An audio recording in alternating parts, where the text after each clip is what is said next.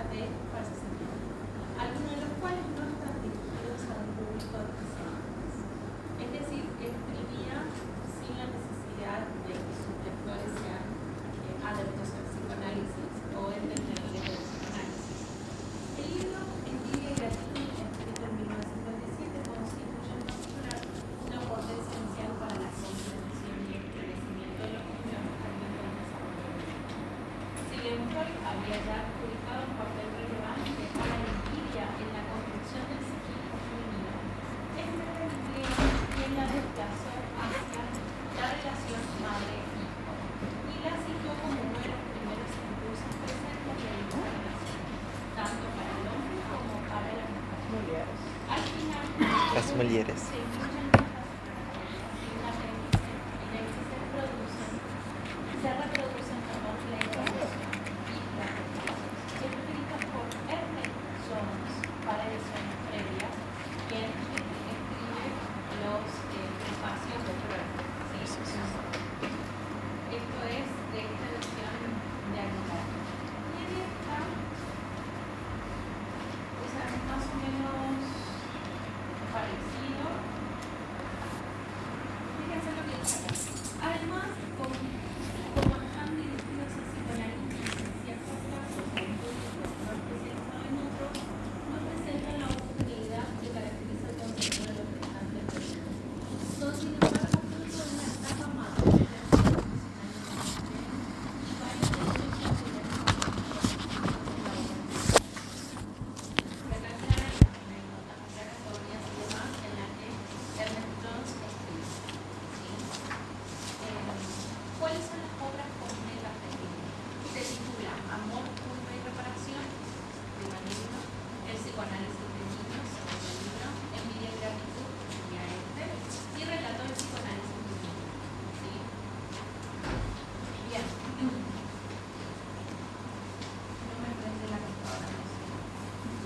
Señor Bauer también le quería preguntar algo.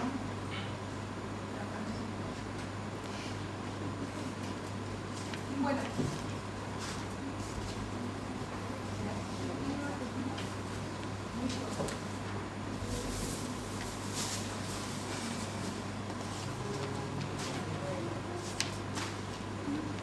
A ver, ¿pudieron leer algo de su dossier? ¿A Clay? ¿Qué leyeron sobre ansiedad? A ver, yo les dije que la definición de ansiedad es hermosa. Nos vamos a ansiedad todavía. Mínimamente les tiene que generar eso. No leí esta parte de ansiedad. ¿Quién la lee? A ver. Ansiedad primordial, profe. Sí. ¿Está más clara? Me muero.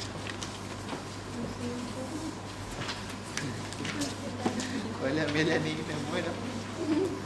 Después vamos a leer, y me parece luego más interesante aún, la definición de angustia de la profesión.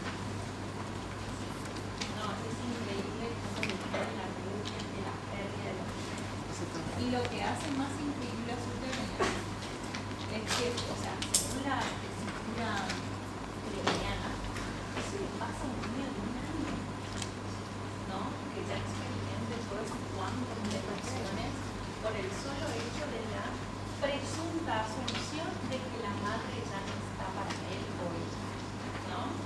Entonces, es muy interesante cómo la autora, con mucho respeto y creatividad, puede salir de la lógica freudiana y decir, bueno, ocurren otras cosas en este periodo temprano. Hay un niño que se alimenta, que demanda por un pecho, que demanda una caricia, ¿no? ¿Qué ocurre ahí? Bueno, esa pregunta sobre qué es lo que ocurre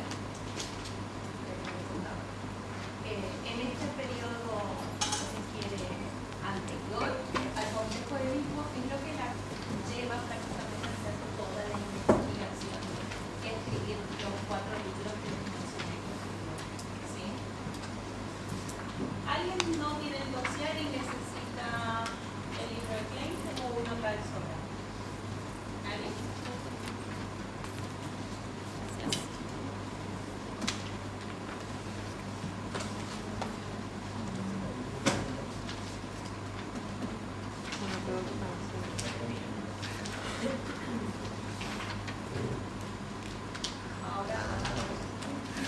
que mi muñeca me habló. Qué mancha. Así es que la vez pasada pudimos.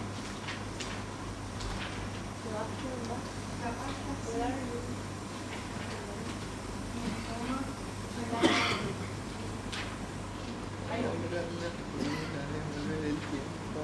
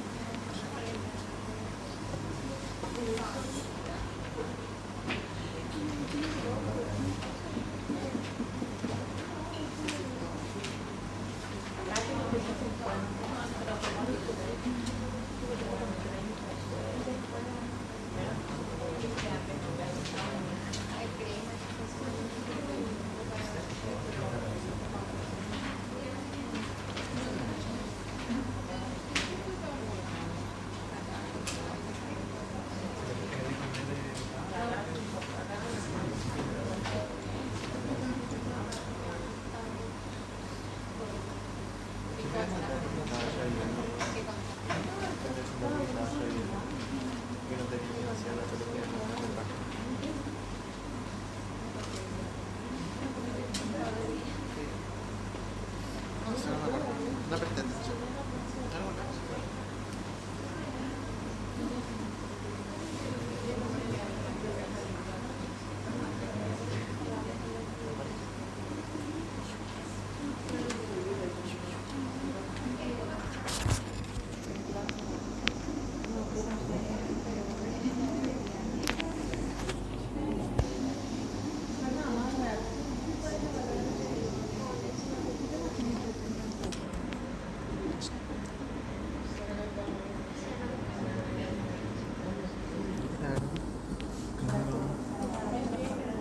Can you hear me?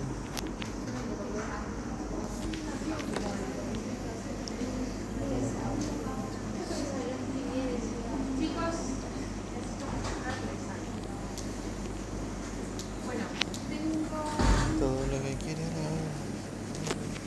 Dos noticias para dar. Sus consignas del DIF, así, y la actividad que vamos a tener en lunes en conjunto con los chicos con Marco. Eso significa que voy a hacer formulario de salida para que ustedes vengan el lunes. No nos vamos a ir a ningún lado, sino que vamos a venir acá, ¿sí? Pero el miércoles no vamos a tener clase, recién el jueves, ¿está? Bien. Bueno, ¿qué vamos a hacer para su trabajo integrador final? En el trabajo integrador final vamos a hacer una mesa de una exposición en carácter, si se quiere, de disertación, ¿sí? Y van a ser las dos comisiones juntas, va a estar el equipo docente, ¿sí?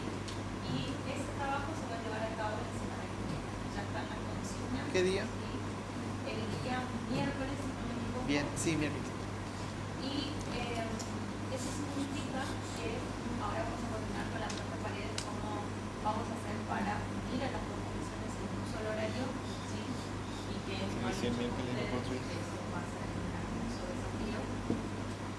Esto quiere decir que por lo menos en lo que respecta a la organización del trabajo integrador final, van a elegir una escuela de interna, ¿no? Ahora les voy a presentar los conocimientos.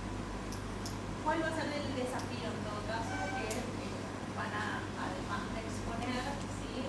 Van a presentar su exposición también a los frente a los compañeros de la otra comisión y a la otra comisión, ¿sí? Que es más o menos la antesala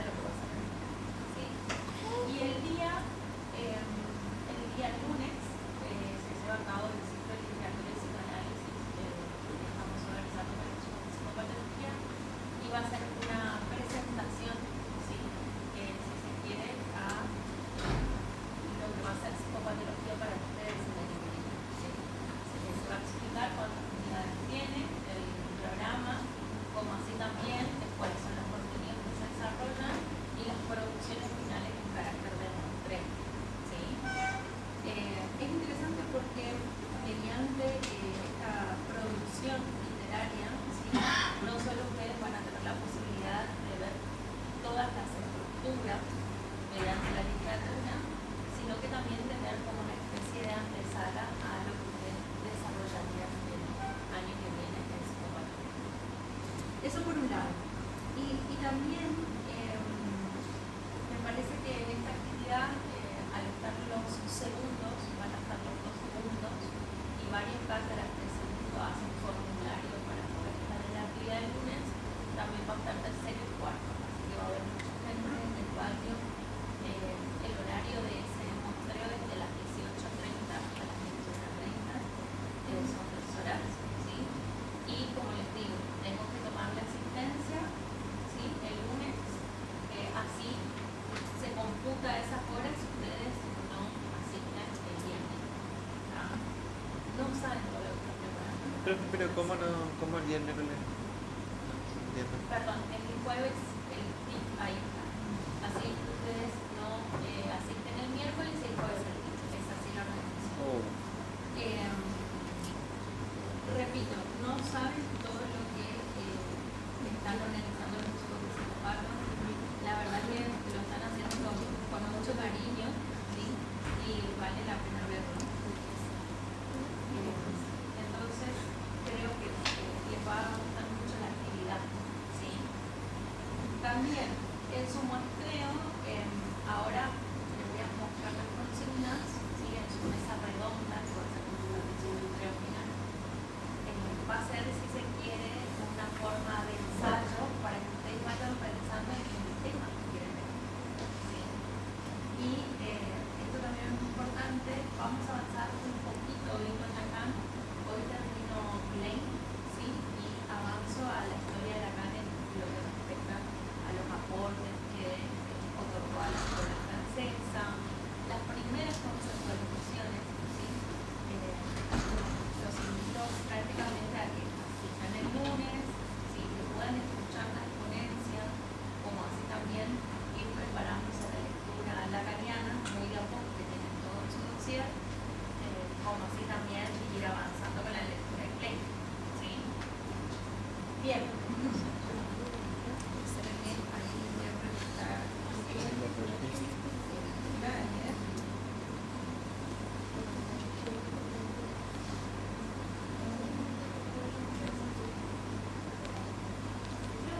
¿Sí? 18:30. ¿A qué hora? 17:40. Ajá. ¿Y quién? Adolescencia. Pero avisó ella que avisó ayer que nos íbamos. Entrábamos, dábamos un poquito de clase y después nos íbamos al muestreo. Claro, claro. Sí, sí, sí.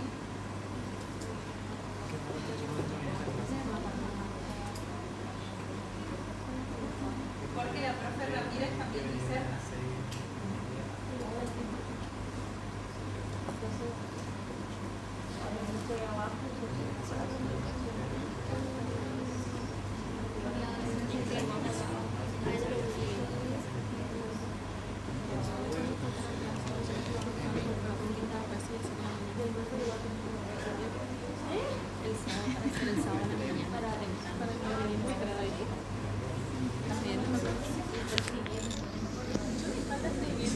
Hoy de nuevo, ¿sí? La ansiedad es la transformación directa de la libido, ¿sí? Y escuchen esto. Mis conclusiones sobre la ansiedad y la culpa se han desarrollado gradualmente a lo largo de varios años y puede ser útil para recapitular los pasos por los que se ha hecho, ¿sí? Y en la página 35 van a encontrar la definición de ansiedad. Si la madre está ausente o ha retirado su amor al niño, ya no está seguro de que sus necesidades serán satisfechas y puede quedar expuesto a los más dolorosos sentimientos de tensión. En las nuevas conferencias de introducción al psicoanálisis, refiriéndose a la teoría de la ansiedad, refiriéndose que la ansiedad surge una transformación de la libido en satisfacción,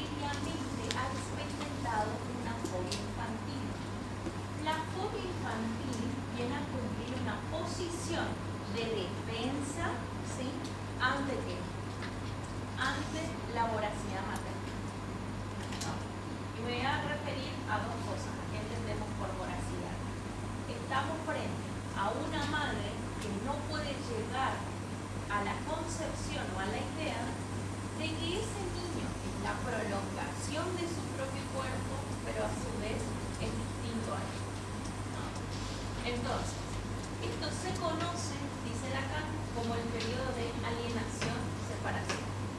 ¿No? ¿Qué quiere decir esto? La alienación y la separación, al principio, la alienación es necesaria. ¿Sí? ¿Por qué es necesario? Porque ese niño rudimentario necesita alienarse, pegarse y depender absolutamente de esa madre para prácticamente existir o coexistir con su alrededor. Entonces, en esta alienación hacia la figura materna nos vamos a encontrar con una madre que decide, ¿sí?, qué siente, qué experimenta y hasta inclusive cómo experimenta el mundo que rodea a este niño, ¿no? Entonces, por ejemplo, si un niño tiene frío, la madre interpreta que tiene frío, o capaz puede ser que no tiene frío, ¿no? Si un niño tiene calor o hambre, ¿sí?, la madre puede llegar a interpretar que tiene hambre, aunque muchas veces no lo tenga. Entonces, esta interpretación del mundo que rodea a este niño, ¿sí?, o niña, va a depender de la lectura que esta madre pueda otorgar, ¿sí?, a los elementos que rodean a este mundo exterior en el cual está inmerso. Pero ¿qué pasa? Cuando esta madre no está, este niño, ¿sí?, en carácter de amenaza, tendrá que vérselas con algo que se llama ansiedad, ¿sí? ¿Y qué es la ansiedad? Según Klein, es la transformación directa de la vida, ¿sí? Pero ¿de qué manera? Es un individuo insatisfecho. Eso tiene que quedar clarísimo, porque estamos frente a una individuo que se encuentra insatisfecha porque sus funciones parciales no pueden satisfacerse debido a la ausencia materna. Fíjense, capítulo siguiente, en la página 35. Freud sostenía que tiene su origen en el complejo Edipo. ¿Qué cosa? La culpa. Ahora, ¿cómo pasamos de la ansiedad a la culpa? Dice Klein.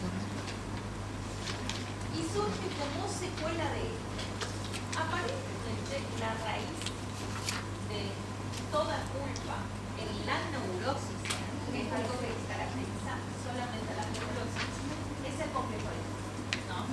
Lo que le viene al complejo de Edipo, ¿no?, de manera sucesoria, si se quiere, es la culpa. Aparece el complejo de Edipo, ¿no?, se junta el complejo de Edipo, se existe el aparato psíquico y consecuentemente aparece la culpa, lo que se conoce más tarde como la culpa neurótica, ¿no? En esta culpa neurótica, ¿sí?, nos vamos a encontrar con dos cuestiones. ¿Culpa ante qué? Y si esta culpa es producto de una satisfacción previa, ¿sí? A ver si me siguen con la explicación. Freud se refirió claramente al conflicto y la culpa que surgen en un estadio mucho más temprano a la vida, ¿sí? Y escribió: la culpa es una expresión del conflicto de ambivalencia, la eterna lucha entre el eros y el instinto destructivo del amor, la cursiva mía, dice Klein, y también una intensificación del sentimiento de culpa resultante del conflicto innato de ambivalencia, en la eterna lucha entre las tendencias del amor y la muerte, que entre otras palabras, ¿sí?, es la eterna lucha de la pulsión erótica y tanática, ¿sí? Entonces, ¿qué es la culpa? Es una eterna lucha entre el eros y el thanatos, más allá del principio del caso, ¿no? ¿Qué pasa? Uno va en busca de una satisfacción pulsional, ¿no?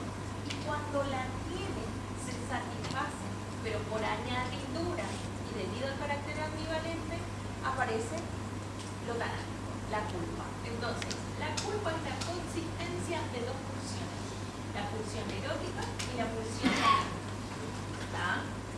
¿Esto qué quiere decir? Que si estamos frente a una persona adulta, ¿sí?, y las decisiones que lleva a cabo en su vida siempre es en función de la culpa, ¿sí?, estamos frente a alguien que le habita en sí mismo una ambivalencia. ¿Qué significa eso? Que lo habita una coexistencia de una pulsión tanática y una pulsión erótica. Y ni hablar de que una libido insatisfecha acá en la China, ¿no? Entonces,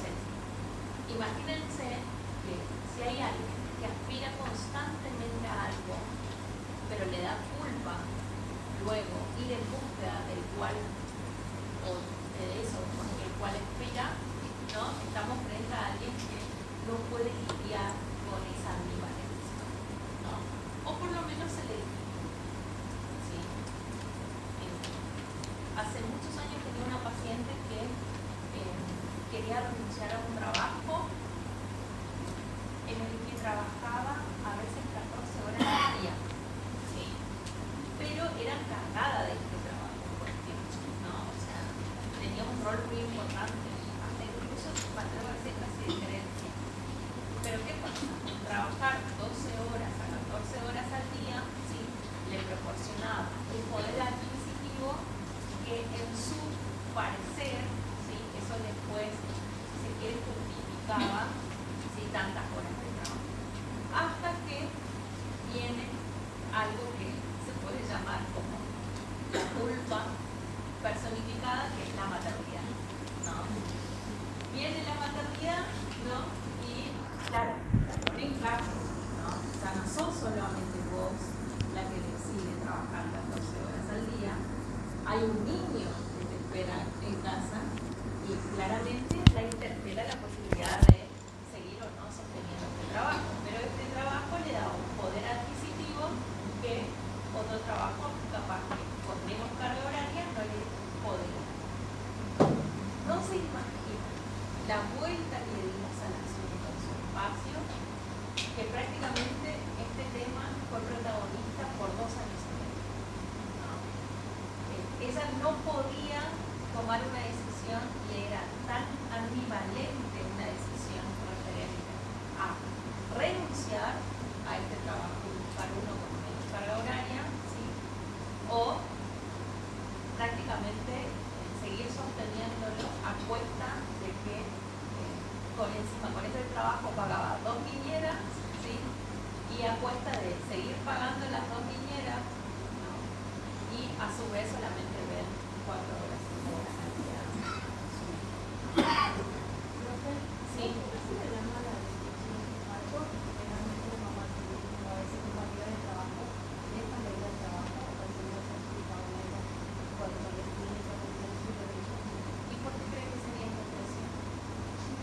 No me pregunto, porque uno muchas veces en el trabajo pasa esa etapa donde una compañera no quiere ir al trabajo. No, a mi paciente le pasa todo lo contrario. Ah, No quería dejar el trabajo. Claro, mi paciente no quería dejar el trabajo, digamos, ¿no? Porque le daba un poder adquisitivo importante, ¿no? Y entonces hacía esta pregunta, o sea, ¿por qué tanto el nivel de renuncia al punto que tengo que renunciar al trabajo por el cual luché muchos años? Que es, en este caso, un trabajo de prácticamente tenía un rol de gestiones, tenía un equipo acá, ¿no? Producto de responder a otra función que es la maternidad. Entonces, mi paciente se preguntaba, ¿no? O sea, ¿por qué tengo que renunciar a esto por el cual tanto luché? Y claramente le angustiaba tanto la idea de decir, bueno, si no renuncio a este trabajo, soy la mala madre que todo el mundo señala porque trabajo 14 horas y no paso tiempo con este bebé que yo decidí tener, ¿no? Decimos. Ahí esta ambivalencia la carcomí. Claramente estábamos frente a alguien que después. ¿Qué pasa con la ambivalencia? Como esa energía libidinal insatisfecha, ¿sí? Es más tanática que otra cosa.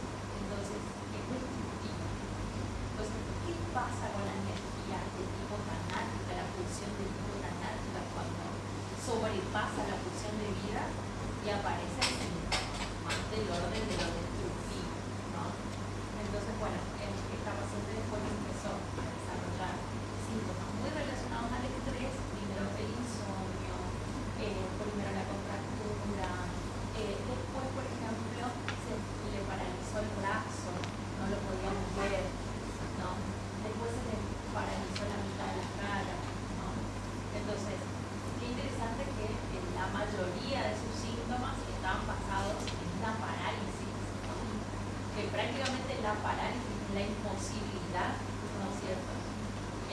La imposibilidad de avanzar o la imposibilidad incluso de tomar un objeto porque se me paralizó la mano derecha y me decía no puedo agarrar una taza, ¿no?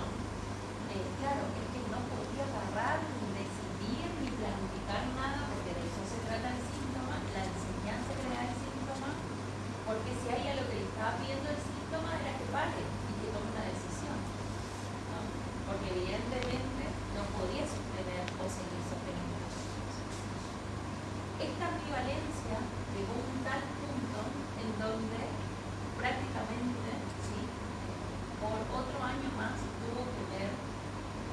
desde afuera como dos niñeras criaban o pasaban más tiempo con su hijo que ella. Y la cosa se problematizó cuando este niño, ya con 3 años, no habla. ¿No? Entonces, ¿qué le dice la señora Carmen? Que tiene que ir a la forma. ¿Qué pasa cuando el niño es portador del síntoma, ¿no? De un síntoma familiar, que entre otras palabras es el síntoma de la madre, ¿sí? Porque este niño tendría que hablar si a todos se le servía, ¿no? Si tenía 2 niñeras que en todo caso si querían más leche se lo ponían acá enfrente. El niño no pedía nada, ¿no? El niño no desarrollaba el habla porque no tenía la necesidad de hablar, si lo tenía todo. Una madre nutricia y 2 niñeras que lo crían. Entonces, el lenguaje también emerge como esta necesidad también, hasta inclusive de hacerse valer, de pedir, o hasta incluso de hacerse notar ante nosotros, ¿sí? Entonces, cuando el niño arranca con este presunto trastorno del lenguaje, ahí esta madre se quita, ¿sí? ¿No? Y renuncia al trabajo, ¿no? Y cuando renuncia al trabajo, bueno, ahí esto es interesante cómo se desplaza el mundo respecto de la función, ¿no? Porque ahí llegó otra ambivalencia, ¿no? Por ejemplo, esto es muy de neurótico, ¿no? Bueno, ahora que me dedico a este hijo en cuestión, ¿sí? ¿Qué otra cosa puedo hacer además de ser madre? Porque no soporto estar adentro de esta casa entre platos y juguetes, ¿no? Entonces esta madre decide crear como un emprendimiento, abrir como un local y así de esa manera, bueno, sostener ambas cosas a la vez. Le iba tan bien después al local que claro, este local también le demandaba más tiempo de lo que originalmente era el ritmo de trabajo, ¿no? Entonces, y de nuevo volvió a esta ambivalencia. Paso 8 horas en el local y ya tengo que contratar una segunda niñera. Siento que volví al punto de inicio enseguida, ¿no? Díganme si eso no es compulsión a la repetición. ¿No? Por dos, exacto. Entonces, esto es lo interesante, lo que le pasa al neurótico en general, ¿no? La pregunta, la ambivalencia, la culpa. Pero esto tiene que ver no solo con el propio hijo, ¿no? Según Klein, tiene que ver con, en base a estas experiencias primarias que se tienen con estos sujetos, ¿no? En este bebé rudimentario tuvo que existir la posibilidad de que ese objeto esté y que por momentos, ¿sí? El escenario sea este. Está, pero no del todo, ¿no? Este objeto se va y no está en la posición actual. Y me parece que esto es interesante como Klein puede personificar y significar algo que es mucho más naturalizado de lo que uno se imagina, pero realmente uno no se pregunta si eso genera algún efecto psíquico en ese niño, ¿no? Y claro que sí. Según la autora, prácticamente a partir de esta ansiedad y sentimiento de culpa se van a empezar a gestionar, si se quiere, o construir ansiedades futuras en la vida adulta debido a esta pérdida objetal, ¿no? Entre otras palabras, el desafío que tiene que enfrentar todo ser humano es vérselas con las pérdidas del objeto, ¿sí? Ese es el principal desafío. Tiene que vérselas a lo largo de la vida, de qué manera, ¿sí? Puedan afrontar la pérdida de esos objetos amados, ¿sí? Y cuando no son amados, son odiados de los objetos, ¿sí? Es por esto que los mecanismos que intervienen son la introyección y la proyección. Recuerden que, y esto por supuesto lo toma de Freud, respetando la teoría freudiana, y fíjense qué interesante cómo la autora en esto que les leí, en la página 35, constantemente va a la fuente, ¿no? Es una de las muy pocas autoras que cita a Freud en sus obras, a diferencia de Jung, directamente la toma, ¿no? Pero acá, como Freud dijo en la conferencia tanto, ¿no? Como justificando también su, digamos, apartado teórico, fíjense que estamos frente a una autora que respeta la teoría freudiana original, pero al igual que Lacan va a teorizar sobre los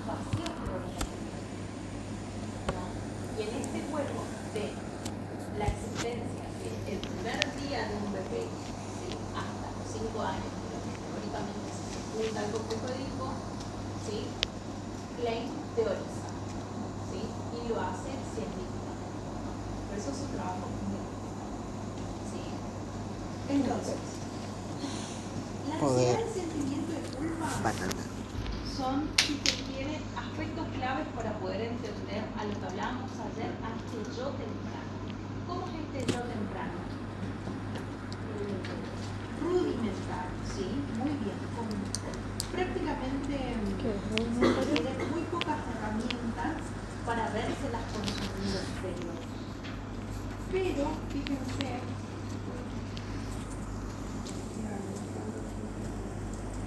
iba a leer un apartado.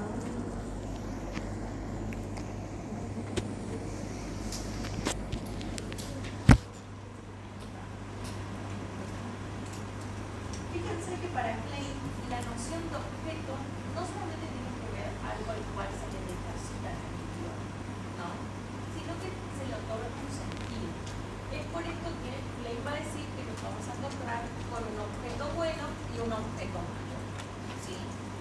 En este objeto bueno y malo, ¿sí? Nos podemos encontrar, si se quiere, con el principal objeto que cambia el rumbo de nuestras vidas. La autora, que es el pecho, ¿sí? En la página 43 se van a encontrar esta definición.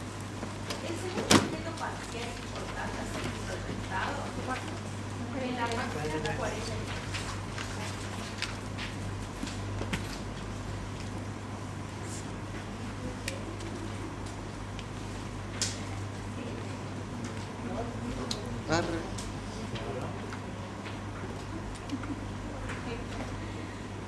¿Vieron? ¿Se están asustando? Bueno, escuchen. En esta página, además de hablar que estamos frente a un objeto que es el pecho, no solamente el pecho se proyecta o se proyecta, depende de cuál sea el caso, sino que también el pene paterno. ¿Sí? Escuchen esto. Mi opinión de que la ansiedad se origina... no, estoy leyendo lo que no.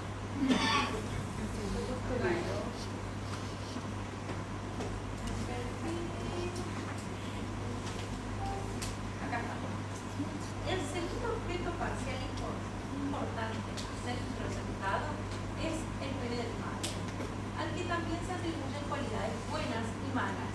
Estos dos objetos peligrosos, el pecho malo y el pene malo, son los prototipos de los perseguidores internos y externos. Las experiencias de carácter doloroso, frustraciones de fuente externa, interna y externa, que se sienten como persecución, se atribuyen a los primeros objetos perseguidores externos e internos. En todas estas experiencias, la ansiedad persecutoria y la agresión se refuerzan mutuamente, porque mientras los impulsos agresivos juegan a través de la proyección un papel fundamental en la construcción de figuras persecutorias. Estas mismas figuras aumentan su ansiedad persecutoria y a su vez refuerzan sus impulsos y fantasías agresivas contra los objetos externos e internos sentidos como peligrosos, ¿sí? Esto después se traduce en la vida adulta como las perturbaciones paranoides, ¿sí? Como por ejemplo una idea paranoide de que alguien lo persigue, o habla mal de él, o tiene envidia, ¿no? ¿Qué pasa? Según Klein, existen dos objetos primordiales, el pecho y el pene, ¿sí? Pero estos objetos pueden introyectarse porque son objetos buenos, pero así también pueden ser objetos malos, ¿sí? Cuando un objeto es malo, ya sea el pecho o el pene del padre, ¿sí? Cuando este le genera ansiedad, temor y persecución, ¿no? ¿Qué quiere decir esto?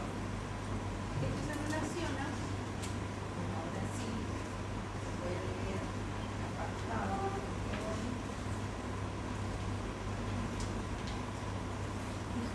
Esto se relaciona íntimamente con el concepto de ansiedad, con el concepto de temor, ¿sí?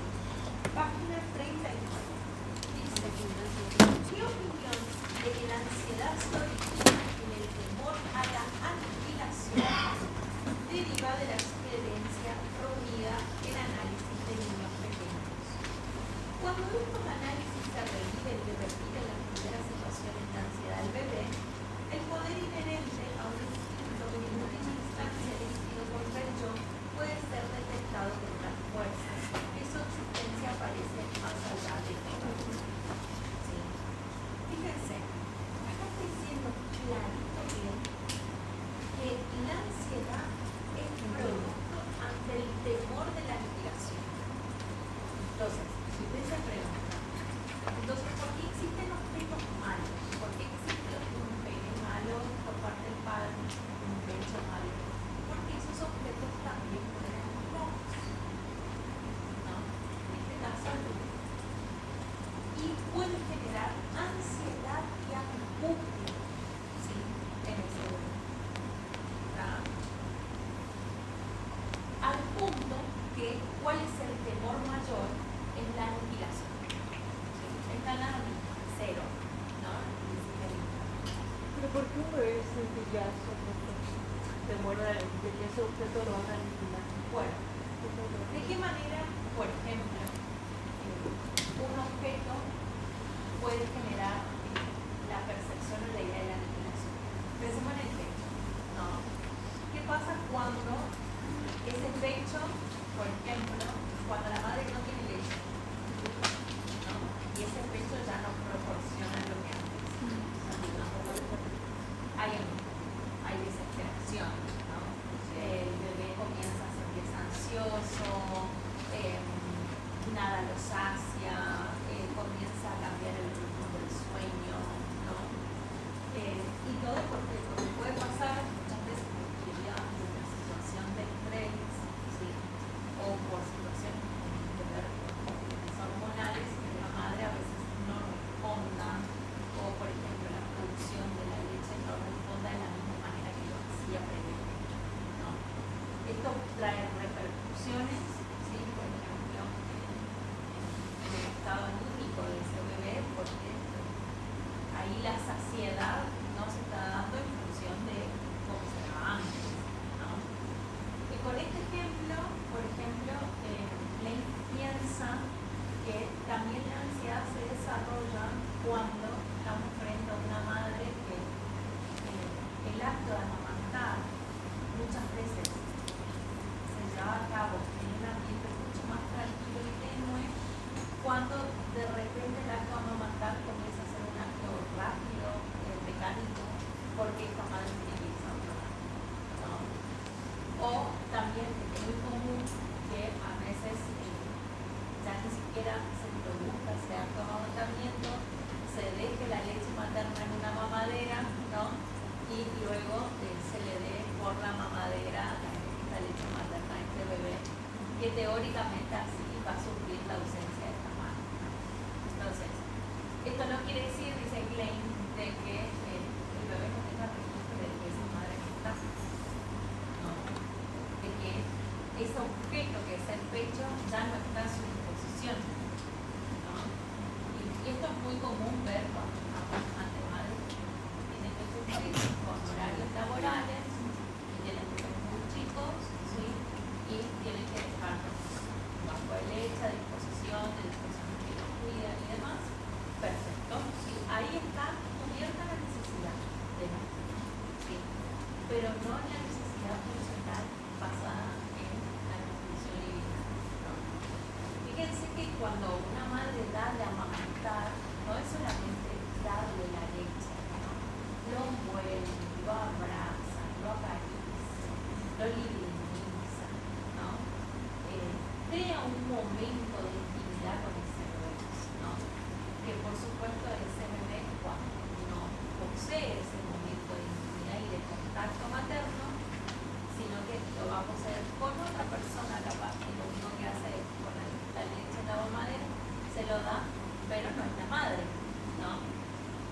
Ese objeto materno primero ya no está, ¿no? Es el pecho, es otra cosa, está una cosa de plástico que está dando la leche, entre otras palabras, ¿no? Entonces, fíjense ahí cómo se desarrolla ya la luz de lleno. ¿Dónde está la madre que me miraba y me parecía? ¿No? Cómo sostenía la mirada. Muchas veces en el acto de amamantamiento podemos encontrar ante una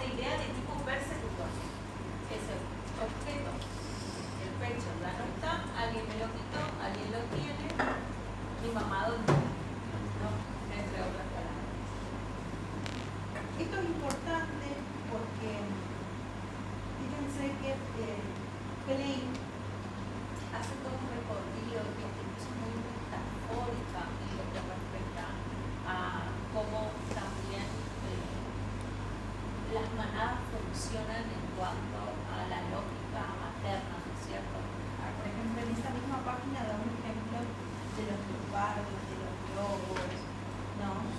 Y al final dice cómo el análisis de las ansiedades que surgen en los niños pequeños nos enseñan mucho sobre las formas en que el miedo a la muerte existe en el inconsciente.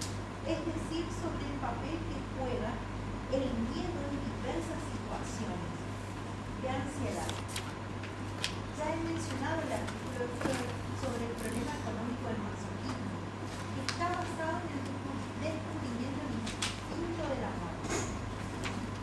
Entonces, para Klein, fíjense que las ansiedades también van a responder o va a estar íntimamente relacionado al miedo a la muerte. Porque no es solamente la muerte misma, sino que es la muerte del objeto. Entre otras palabras, todo se reduce a el temor de perder, al objeto de ya no tenerlo o de que mismo muera, que no sabemos qué peor, ¿no? Porque dice Klein, una cosa es asumir que ese objeto ya no está, ya no vive, ¿no? Y otra cosa es, y me parece que es más ansiógena, ¿sí? Asumir que ese objeto está, vive y respira, pero no está para mí, ¿no? No está a mi disposición. Por supuesto, esto en la vida adulta se traduce en relaciones constantemente, ¿no? Entonces, en rupturas amorosas, elecciones, ¿no? Entonces, prácticamente sabemos que ese objeto respira, pero no está en disposición. La reedición nuevamente de ese primer objeto. Mejor muerto. No quiero saber más. Sí, digamos. Bien, entonces, ahora me parece algo interesante, no recuerdo si este capítulo estaba en su dossier, si lo abrevié, los orígenes de la transferencia, página 61 está.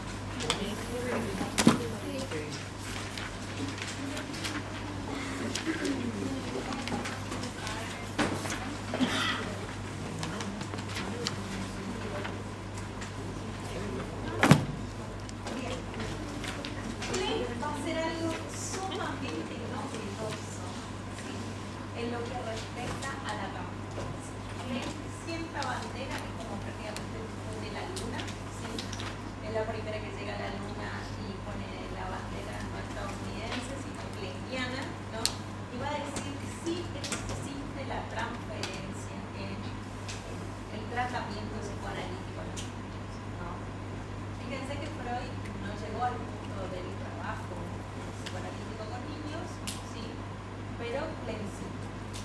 Y Klein va a plantear que sí existe transferencia en estos dispositivos, generando prácticamente lo que hoy conocemos como la clínica psicoanalítica con niños, ¿sí? Entonces, se le debe mucho a los trabajos de Klein, principalmente en el desarrollo del psicoanálisis en este campo, en la clínica con niños, porque Klein va prácticamente a introducirnos a la posibilidad del dispositivo transferencial, adaptarlo ni más ni menos que al tratamiento psicoanalítico con niños, ¿no?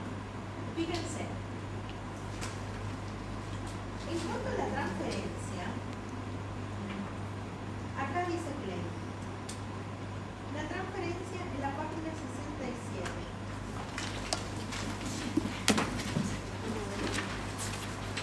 La autora va a hablar de transferencia positiva, transferencia negativa, también basado, si se quiere, en la identificación a otro objeto, que es la del analista, ¿sí?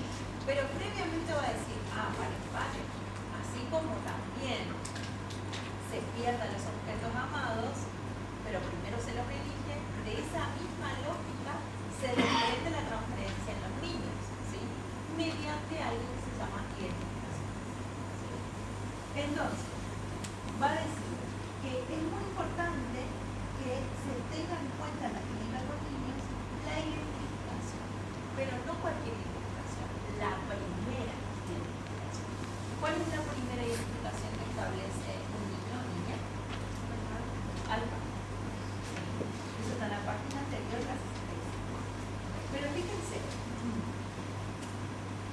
ve ahora la conclusión sobre el cual descansa este trabajo. Sostengo que la transferencia se origina en los mismos procesos que determinan las relaciones de objetos en los primeros estados. ¿Sí? O sea, la transferencia tiene la misma lógica, tal es así, misma lógica que se sostiene a la hora de elegir estos primeros objetos en esta infancia casi temprana. Por esto tenemos que retomarnos una y otra vez en el análisis hacia las fluctuaciones entre los objetos amados y odiados, internos e externos, que dominan la primera infancia. Entonces, si estamos poniendo un analista que lleva a cabo un trabajo psicoanalítico con niños, esta analista tiene que estar advertido que en lo transferencial, en ese niño se puede jugar de la siguiente manera. O se identifica la figura del analista proyectando un objeto bueno en la figura del analista, ¿no? Por eso, tratemos de recordar la definición de transferencia. Es una reedición, ¿sí? Es una reedición de emociones funcionales hacia la figura del analista. ¿Qué emociones? Estas primeras, ¿no? Entonces, vieron ahí como Klein hizo muy minuciosamente un trabajo muy delicado para que todo encaje, ¿no? Entonces, estamos frente a que si hay una revisión de esas emociones, que pueden ser hostiles o amorosas, ¿no?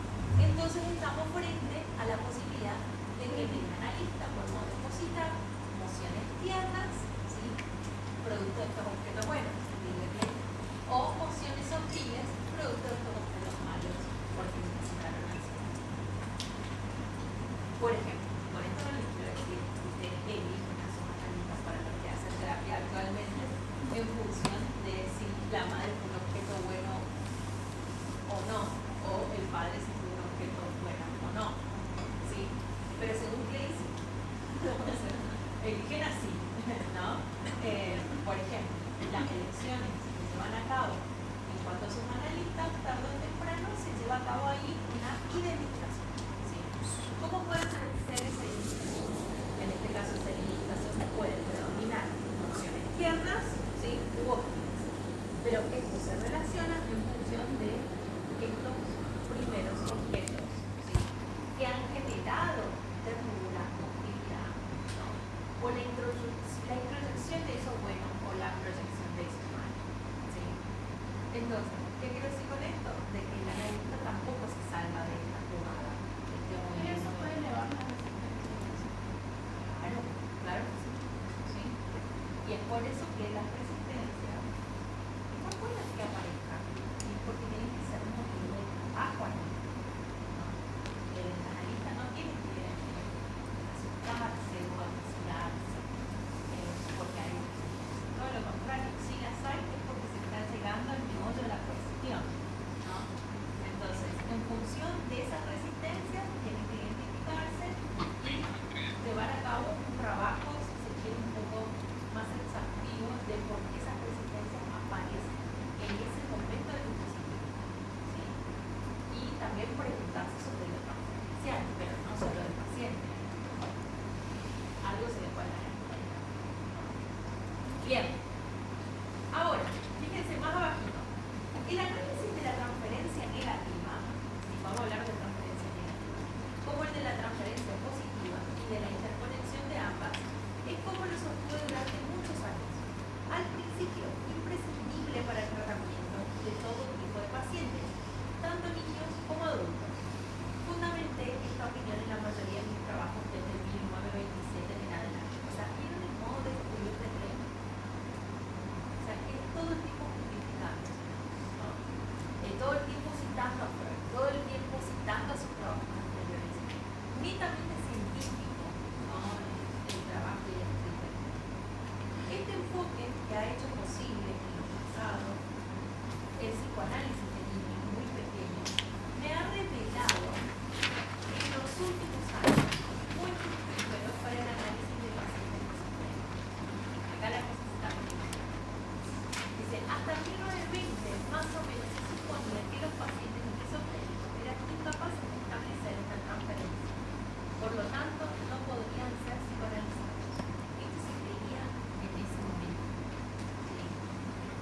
Desde entonces, el psicoanálisis de los esquizofrénicos fue intentado mediante varios métodos. Sin embargo, el cambio del punto de vista más radical al respecto se ha producido recientemente. Está muy relacionado con el mayor conocimiento de los mecanismos, angustias y defensas que operan en esa primera infancia. Y también decía que si el psicoanálisis empezó a interesarse por las sobre ellas, entre otras palabras, por las torturas, que es un punto también muy interesante para psicopáticos que vienen, ¿sí? Es porque algo se encontró como punto de conexión en la primera infancia, ¿no? Y ese algo que más ni menos lo constituye, ¿no? Y cómo se lleva a cabo la relación con estos objetos perdidos. Entonces, no es que el psicoanálisis no pueda llevarse a cabo el tratamiento de las torturas, todo lo contrario, puede dar varias respuestas con respecto al tratamiento y a la causa sobre el origen del aparato psíquico y de sus síntomas.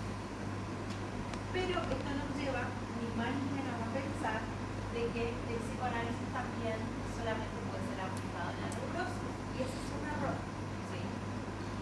¿Por qué? Porque ya nos vamos a encontrar con un yo que se exime, ¿sí? La doctora va a plantear la escisión del yo.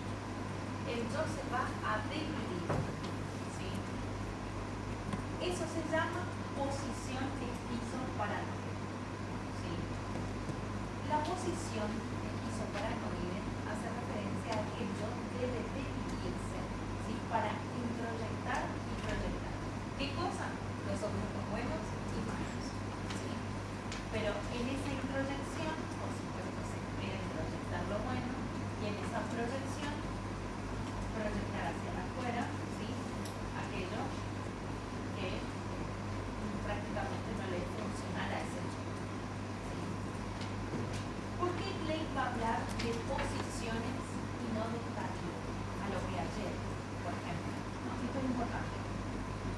Klein va a decir que es una posición del yo frente a algo, ¿no? Si el yo experimenta ansiedad, tarde o temprano tendrá que tomar una posición, ¿no? Dividirse, introyectar o proyectar, pero defensivamente tiene que responder ante esa situación del yo temprano. ¿Se entiende? Y por esto es que estamos frente a una posición, ¿sí? Que puede o perdurar por un cierto tiempo o no, a diferencia de un estadio, que el estadio posee esta cualidad de que viene a proporcionar el desarrollo de una serie de herramientas y cualidades a partir de un tiempo cronológico, ¿no? Recuerdan, por ejemplo, los estadios de Piaget, ¿no? Por ejemplo, el lenguaje egocéntrico, cuando se da a partir de los 2 años, ¿sí? Entonces, fíjense que Piaget tenía, se quiere de una manera muy estructurada, ¿sí? Determinado de cuándo se llevaba a cabo el lenguaje egocéntrico, el internalizado, ¿sí? Y esto respondió a una lógica más política. En cambio, Klein va a decir que las posiciones del yo no responden a esa lógica, ¿sí? Sino que van a responder a qué? A la posibilidad de que dichos objetos se proyecten o introyecten, siendo estos buenos o malos, lo que obliga al yo que tome una posición al respecto, ¿no? Es por esto que el yo desarrolla en consecuencia, ¿sí? Ansiedad o culpa, y ni hablar a culpa.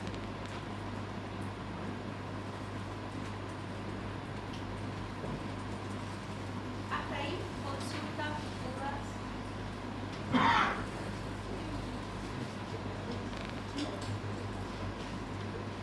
Ay, Dios mío.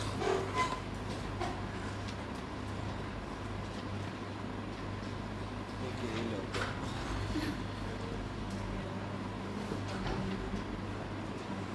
Pero estúpido.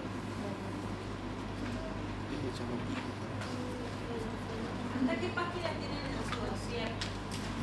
Hasta la 1000. De Klein, ¿no? Está la 235. Eso. Y vamos al siguiente capítulo. influencia mutua del desarrollo del yo y el ego. ¿Dónde está eso? Página 72. Hay un salto ahí, Ahí hay un y esa salto, parte no ¿no? tenemos de la 71 y después tenemos hasta la 216. Desde la 216. Perdón. Sí. Exactamente.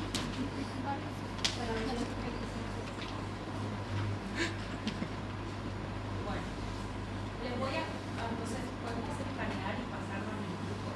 Sí. Hola.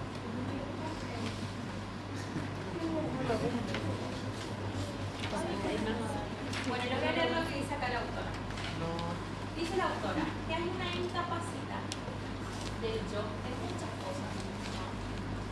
Imagínense, si el yo ya no sabe qué hacer con el ello y con el super yo, cuando ya estamos frente a un niño y con el aparato 5 encendido, ¿no? No se imaginan lo que puede llegar a ser un bebé, un niño de 1 año y pico, ¿no? Dice la autora, también dije en este libro que la capacidad inicial del yo para tolerar la angustia depende de la fortaleza innata, es decir, de factores constitucionales. Es sostenido repetidamente, además de que el yo establece relaciones de objeto a partir de sus primeros contactos con el mundo externo. Y más recientemente descubrí la tendencia a la integración como otra de las funciones primarias del yo. ¿Por qué? ¿Qué va a decir Reina acá? Que esto coincide bastante con la teoría freudiana, como así también con la teoría lacaniana. Por eso Lacan tiene mucha estima a Klein. Klein va a decir que el yo tiende a integrar todo el tiempo. Busca una integración de esas energías ambivalentes. Por eso es un mediador, ¿no? Entre el ello y el super yo. ¿Esas qué, profe? Un mediador. Energías animales. Fíjense, ahí cita la autora el yo y el ello. El yo y el ello, 1923, la principal finalidad de Eros es la de unir y ligar. Opuestos a la tendencia a la integración y alternando con ella existen procesos de disociación, lo que junto a la introyección y la proyección constituyen los mecanismos tempranos fundamentales. Todo desde un comienzo y bajo el dominio del instinto de vida que está al servicio de la vida. Acá está diciendo dos cosas. La función erótica, ¿sí? La función de vida, ¿sí? Tiende a unir y a ligar, ¿no es cierto? ¿Qué va a unir? Las ambivalencias, ¿no? Esas dos energías opuestas. Por lo tanto, el yo representante de la sensatez, ¿sí? Va a tener esta tendencia a unir y a ligar, ¿sí? A querer ser mediador entre el ello y el super yo. Ya segunda tónica. Pero acá está diciendo, como segundo momento Klein, ¿sí? ¿Y cuáles son los mecanismos primarios fundamentales? Fíjense, va a decir, los mecanismos primarios fundamentales van a ser la introyección y la proyección. Entonces, vamos a hacer esta distinción.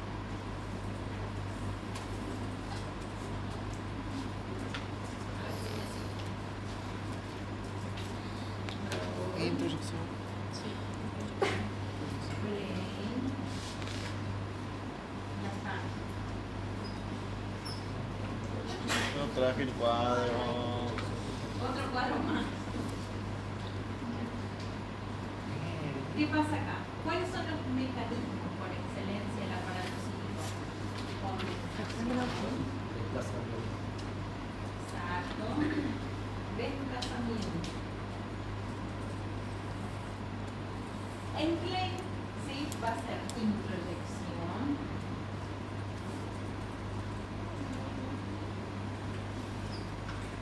Y proyección.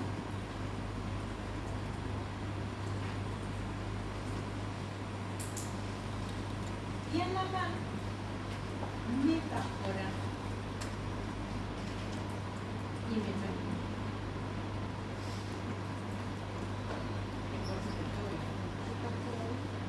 ¿Qué es? Ah. Entonces, condensación y desplazamiento, ¿por qué? Porque es el punto afecto se desplaza y se liga a otras representaciones sociales diversas. Y en este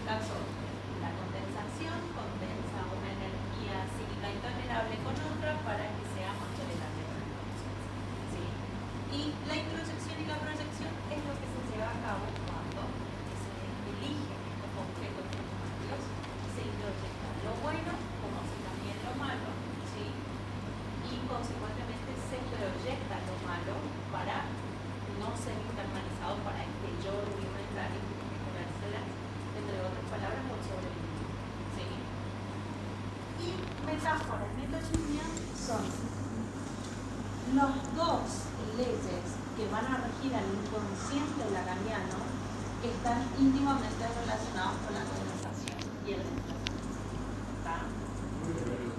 ¿Cómo? No, María Emilia, ¿le puedo sacar una foto a tu...? Sí, ahora voy a explicar en qué consiste la metáfora de la metonímia cuando primero vemos esta idea. En estos tres modos de interpretar el aparato psíquico, como cada autor va a decir que el aparato psíquico van a tener leyes específicas, ¿sí? Estos tres autores van a coincidir que es algo fundante y característico que tiene que ocurrir para que se produzca este cosa.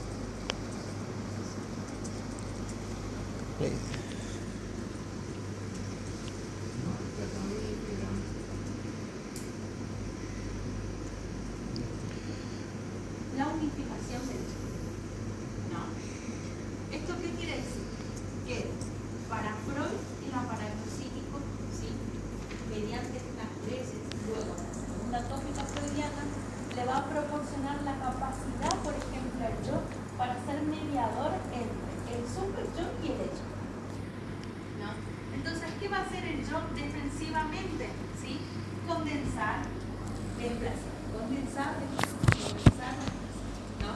Entre otras palabras, formaciones que se rigen bajo las leyes. ¿Sí? ¿Qué va a hacer Klein? Klein va a decir que para que este yo rudimentario, ¿no? Con las herramientas pequeñas que posee, llamarlos pequeños, ¿no? Aún así se defiende, ¿sí? Y se va a defender de qué manera, a partir de la introspección y la protección. Pero a su vez estos mecanismos van a apuntar a que este yo temprano, ¿sí? Porque acá estamos frente a un yo temprano, pueda que ser funcional para este aparato psíquico aún no constituido, ¿sí? Desde la mirada, pero desde Klein sí estamos frente a un yo temprano, ¿sí? Capaz que previo, ¿sí? A el yo que conocemos después del complejo, ¿sí? Y en Lacan va a plantear que la metáfora y la metonimia, ¿sí? Son leyes que nos permiten interpretar al inconsciente estructurado como lenguaje, ¿no? ¿Esto qué quiere decir? Que el inconsciente para Lacan, ¿sí?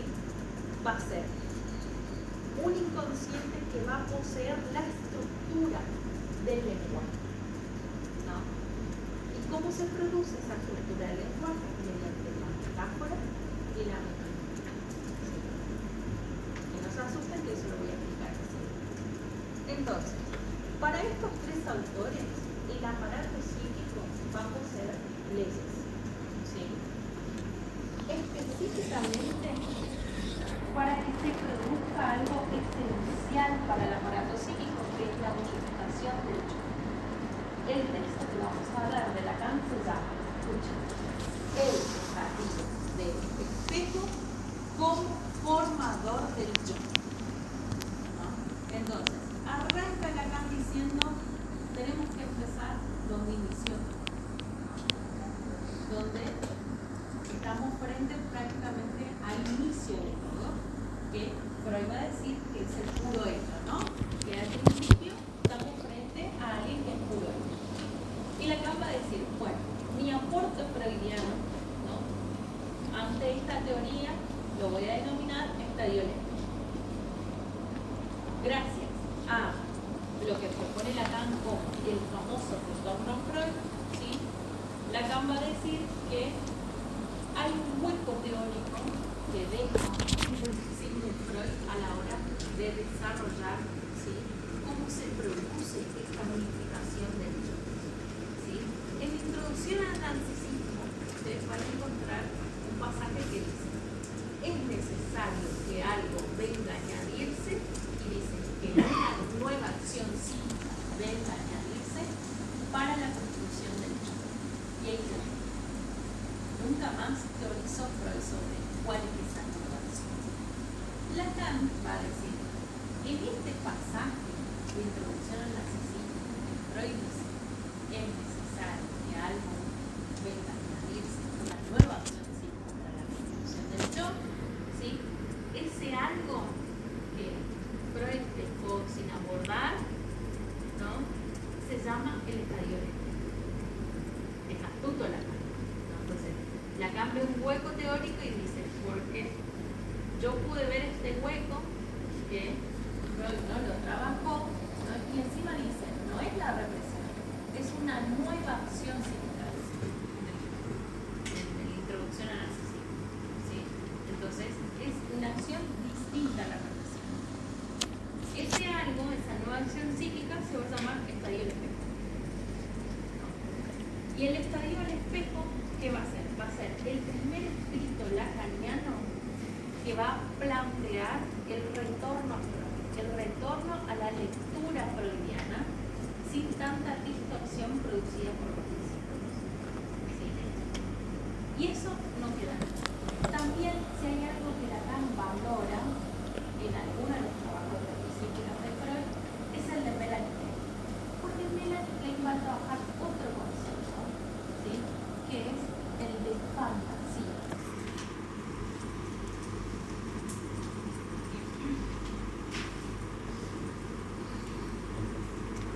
¿Sí? El concepto de fantasía le permite a Klein también dar un cierre a este yo mental.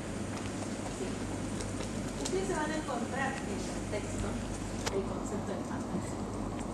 Pero fíjense, ¿alguien sabe inglés? Más o menos. ¿Sí? ¿Cómo se escribe fantasía en inglés? Fantasy. Ah, ¿y dónde está la H? En PH. No. PH. Fantasy. ¿Dónde está? A ver, díganlo. ¿Qué sé yo cómo se escribe? Me re olvidé. Con F, no con PH. No es con. No es, Se escribe con F, no con PH.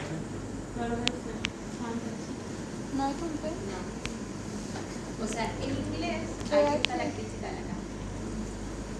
Lacan es con F. que el concepto de fantasía, Y en inglés, en inglés P. pero cuando se quiere traducir a inglés, no es con H, ¿En dónde, perdón, profe? a inglés, No, pero el anterior. en francés, Francés. ¿no?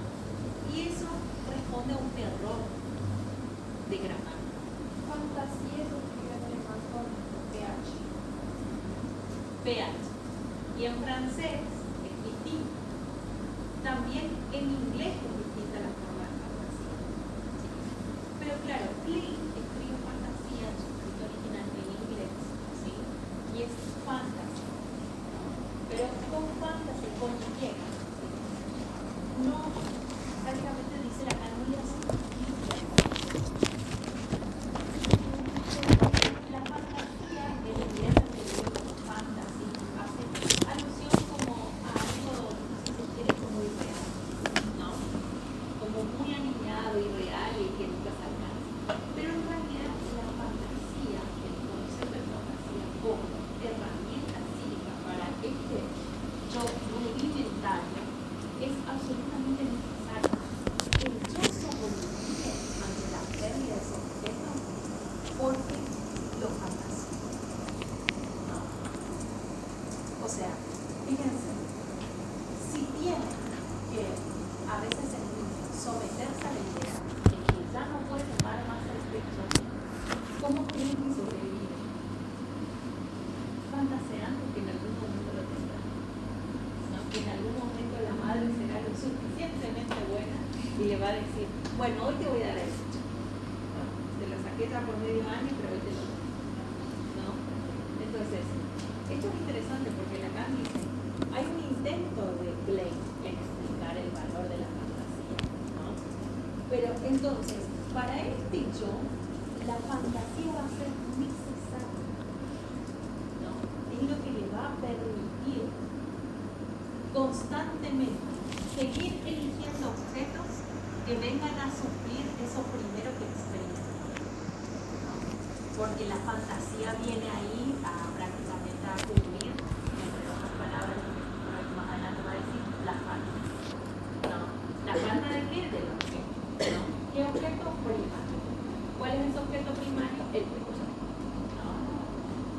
Segundo, ahora la pregunta es, entonces, ¿qué es lo que viene sosteniendo al yo constantemente de la desilusión de la pérdida del objeto? La fantasía constante, ¿no? De que en algún momento lo volverá. Y así amamos, bajo esa condición. Y depende. Depende si siempre vamos a estar a la espera por una cuestión fantasiosa, bueno, digamos. Pero eso no puede comprarse, ¿no? O sea, no necesariamente tiene que tener ese sentido. ¿Sí, alumna? Ay, por Dios, qué opción. Tremendo caso. ¿De la de Lorena o la del muerto? O sea, ¿qué busca la fantasía? Mantener Y de vida. la conservación de la conservación. Es una muy buena pregunta eso, porque la fantasía lo mantiene prácticamente vivo al yo, ¿no? Porque si, fíjense, pensemos, hacemos una cierta lógica. Si desde que nacemos en el mundo tenemos que afrontar la idea de que constantemente vamos a perder a nuestros objetos amados, ¿por qué viviríamos? No sé. Digamos, ¿Para qué vivir? Decía. claro, o sea, ¿por qué amamos entonces? Si en el mismo momento que amamos sabemos que esos objetos los podemos perder. Pero Como al pecho, no ames. o sea, como al pecho, si tuvimos la oportunidad de contar con ese objeto primordial que nos da una satisfacción pura, insaciable, ¿sí? Así también lo perdimos. Entonces, constantemente estamos frente a objetos a los cuales amamos, idealizamos, lo perdemos, amamos, idealizamos, lo perdemos. Y así hasta llegar a los 70. ¿Y a los 70? La vida misma, o sea, la vida misma se trata en un grupo de sobre jubilados. de amar y perder, ¿no? Por eso, mínimamente, alumnos, lo que se puede llegar a sentir es ansiedad, culpa y angustia, por lo tanto. Qué porquería. Qué bronca. Muy Schopenhauer. Esto, fíjense que es interesante poder pensar en la constitución de cómo se produce la constitución. ¿Por qué? Porque pobre el yo. La verdad es que el yo se le lleva la pelota, Así ¿no? es. Porque el yo tiene que poner la mejor cara de, si se quiere, entero y bueno, y vérselas con todas las actividades que el mundo exterior tiene para él. Y estar en una posición constantemente defensiva porque viene ni más ni menos que el exterior a exigir, que tiene que cumplir con los mandatos culturales. El hecho a decirle que tiene que cumplir con las satisfacciones funcionales porque si no va a enfermar, ¿no? Y el super yo a decirle que si cumple o le hace caso al hecho, lo castiga. Entonces, pobrecito, ¿no? Entonces, ese yo tiene que vérselas con tres exigencias y constantemente eso le demanda un cuantum de energía psíquica en donde constantemente tiene que llevar a cabo posiciones de tipo defensiva, para decir bien. Entonces, ese yo, cuando tiene que defenderse de estas tres exigencias, de estos tres ambos, ¿sí? Estamos frente a un yo cansado, agotado. Y muchas veces, mínimamente lo que puede llegar a experimentar es angustia, ansiedad y culpa. O sea, todo eso viene con la cosa, ¿no? Con el solo hecho que es el producto de lidiar con esta existencia.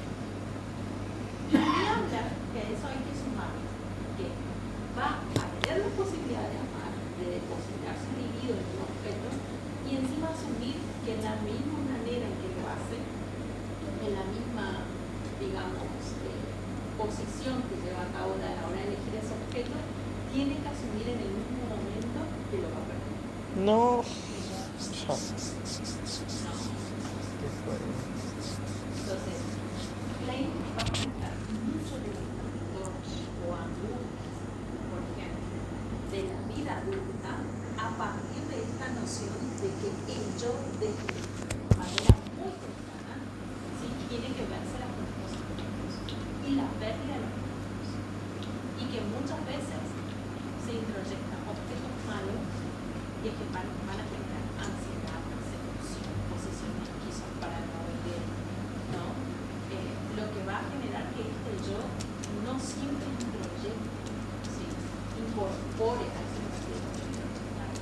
incorporen herramientas psíquicas que les permitan lidiar con todas las experiencias. ¿Sí? Por eso es interesante ver cómo también fue el desarrollo de esta primera infancia, ese futuro posible. ¿No? Ante qué madre tuvieron que posicionarse, si tuvieron que defenderse de ella, anularla o mantenerla. No quiero saber. Yo hace tiempo atendí a un paciente con una historia muy singular, pero era tanto el nivel de angustia que tenía, nunca lo había visto así en carácter materializado, ¿no? Porque ¿cuál era la consulta de este paciente de 38 años? Que él no sabía qué hacer con esa angustia en el pecho que tenía. Entonces cuando yo le pregunto sobre esa angustia en el pecho, cómo la podía describir, era una angustia por su pasado. Claramente fuimos al pasado, ¿no? En su discurso. Y comienza a contar una escena infantil, ¿no? Que él tenía 6 años y un día la mamá le dijo, yo no voy a dejar no pasar nada. Te dejo toda la comida a disposición y tomar la unidad de trabajo. O cada uno. Y él me dice, Manuela pasó una vida y no soy por 6 años. Y estuve encerrado 3 días. Mire, chiquito, tomé gaseosa y comí lo rápido. Hasta que 3 días después tuve mi hermano en la casa. A partir de ahí, mi mamá pasaba periodos muy largos en el campo, pero porque tenía una pareja y me dejaba mucho durísimo. Entonces, hoy lo que le impedía a ese hombre adulto de 38 años es justamente creer en una posición femenina que viene a dar amor. ¿No? Claro, contención, cuidado, ¿no? Claramente, este hombre que ama a esa mujer y habita una ambivalencia en él, la mira como si fuera si este amor basado en la ternura yo no lo tuve de una mujer, ¿por qué lo tendría de él? Pero básicamente en las primeras 3 sesiones no hizo más que contar un suceso horroroso que pasó, ¿no? Producto de la pérdida objetal. Y encima no es que estaba peinado de esto,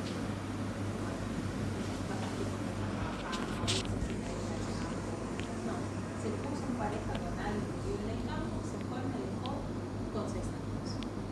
Bueno, y después Renato se puso a los 11 años, como por muchos años vivió solo porque esta madre lo dejaba los fines de semana o fiesta, que la tía la madre encerrado, que pudo conocer, digamos, en un barrio en donde pudo conocer las drogas o experimentar situaciones que un adulto tendría que experimentar debido a este estudio materno que lo sí, ¿no? Y empezó a trabajar a los 12 años, porque ya al último de esta instancia esta madre sostenía que hasta inclusive no tenía por qué hacerse cargo de él para que le coma. ¿No? Cada vez que iba al campo le sacaba la garrafa, le llevaba la garrafa a la mercadería y lo dejaba solo con nosotros. Entonces tenía que trabajar, ver la forma de comprarse una garrafa, cocinarse, ¿no? Y claro, hoy, cuando aparece una mujer, ¿sí? Que le dice, quiero una vida con vos, proyectemos algo y lo cuenta y lo culpa, parece en su interior aparece el miedo y dice, no, hablando de Dios. Y yo no hablo, claro, ¿no? Es muy triste, muy triste. Pero fíjense ahí, ante qué lloran. Es un yo que va a aprender a defenderse desde el mundo. Y si me preguntan, al menos se introduce. Estamos frente a un yo introyectó conflictos malos seguramente, ¿no? Y que después de esta cuestión elíptica encima, ¿saben qué está más triste? Y esto ocurre a los 6 años. O sea, la caída del élite, a partir de eso, ¿no? La represión alcanzó. Estamos frente a un hombre que hoy, ¿no? Pico, tiene más experiencias de dolor, ¿sí? Que de salud. Entonces, ¿por qué tendría que amar? ¿No? ¿Por qué tendría que amar a una mujer? Evidentemente, la fantasía no alcanzó para fantasear que en algún momento encontrará una mujer que no sea igual a su madre, ¿no? Ahí está la lección narcisista, la vuelta hacia lo contrario, ¿recuerdan? Sí. Menos mal, acá que busquen a mujer que sea contrariamente a esta madre, ¿no? Porque nos estamos ante el problema, ¿sí? Pero me parece interesante cómo estos tres autores van a plantear lo siguiente: el yo necesita una constitución, una conformación, una solidificación. Y para estos autores, la solidificación del yo, la conformación, va a decir, la formación, va a ser posible de distintas maneras. Para Freud, mediante un acto represivo y consecuentemente mediante la memoria. Para Klein, mediante la introyección y la protección y el depósito del mundo de la fantasía. Y para Lacan, mediante la metáfora, la metonimia y la constitución del estadio del espejo como formación del yo. Aquí, en Lacan, el yo se constituye mediante el estadio del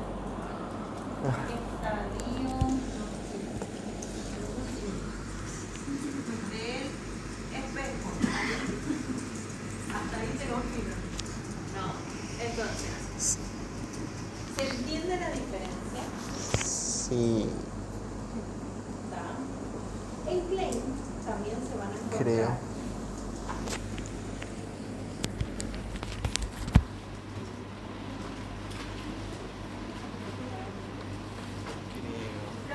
Sí, ay, cierto, tienes razón, ¿se puede ver parcial? Hazlo muy bien. Bueno, vamos a continuar la clase que viene con un poquito más de Klein y ya con Lacan. ¿Qué van a leer para la clase que viene? Teórica, seguramente no hay clase. ¿Cómo? No hay clase que viene solamente grado. Sí, lo sé. Y sería la semana que viene ya 20 de esta la otra. No, 13. Ah, no, entonces sería 12 y 13. Sí. Entonces, en la semana del 12 y 13, ahí ya estaríamos, salió el espejo. Pero el límite grado. Pero es el límite grado. ¿El 13 y el 12? Tenemos clase. ¿Y si hacemos el miércoles? ¿Hacemos el miércoles? ¿Hacemos el miércoles? Necesitamos ¿Y si la hacemos el clase. miércoles igual? No, entonces no voy a hacer formulario de salida. Porque ustedes ya van a hacer la de salida con María Andrea. Porque ahora que estoy poniendo a pensar, María Andrea sale, hace salida. O sea, explico esto. Se dice formulario de salida cuando el profesor va a participar de una actividad que comprende su hora, pero que no es su carga. Entonces, si ustedes ya van a asistir al muestreo con estas cátedras, no hace falta que hagan conmigo. ¿Cómo hacemos el miércoles? Entonces, ¿cómo? Ah, claro, eso es una comisión. ¿Qué tiene la otra comisión en esa hora? Nada. Ay, pero ahora estamos derecho. Sí. Bien, entonces nos vemos el lunes, ¿no? Y el miércoles nos vemos con la cara. ¿Está? Ahí mejor.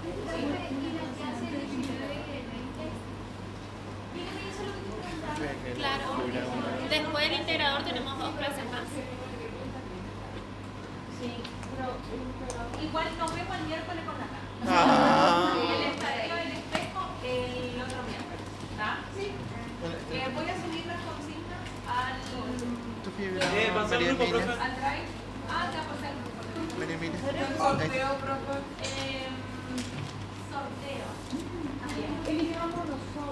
por favor. Elija. No sea mala. Usted sabe que Dios dice que tiene que ser bueno con el prójimo. Amar el prójimo como a uno mismo. La única escuela que no dimos es la americana. Inglesa. Es Esta inglesa. la inglesa. Inglesa. Por ejemplo, yo traje este es el libro de Parker. Carney.